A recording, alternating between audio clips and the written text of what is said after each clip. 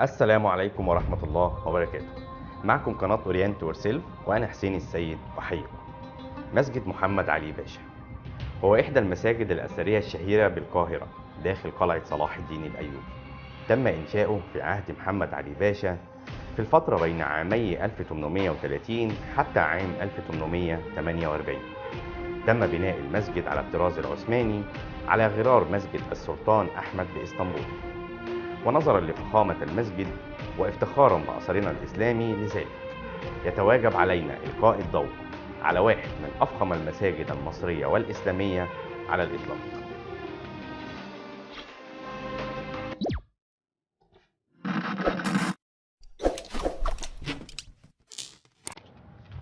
في عام 1820 طلب محمد علي باشا من المعمار الفرنسي باسكال كوست تصميم مسجدا بقلعة صلاح الدين ليقيم به الفرائض الدينية هو ومن يعملون معه داخل القلعة، ولكي يلحق به مدفنا ليكون مثواه الأخير. ولكن توقف المشروع حتى عام 1830 ليقوم بوضع التصميم المهندس التركي يوسف بشناق، والذي اقتبس التصميم من مسجد السلطان أحمد بإسطنبول.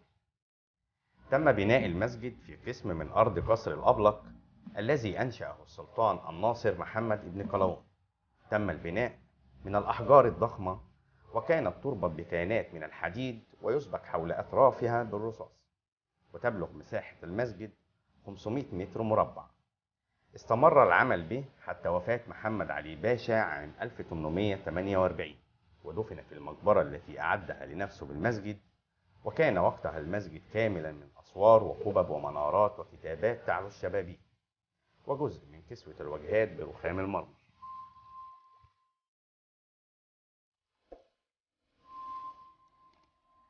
ثم تولى عباس حلمي الأول حكم مصر عام 1848، وأمر بإتمام كسوة الرخام وكذلك عمل تركيبات رخامية ومكسورة نحاسية لقبر جده محمد علي باشا، ووضع بداخلها شمعدانات فضية ومصاحف ذهبية.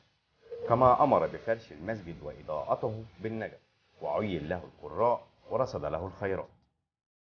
ثم في عام 1854 تولى محمد سعيد باشا الحكم، ورصد أيضا للمسجد الكثير من الخيرات، وقرر أن يقام به 5 احتفالات سنوية، هم ليلة الإسراء والمعراج، وليلة النصف من شعبان، والليلة 13 من رمضان التي توفى فيها محمد علي باشا، والليلة 14 وهي الليلة التي أودع فيها محمد علي باشا مثواه الأخير، وليلة القدر.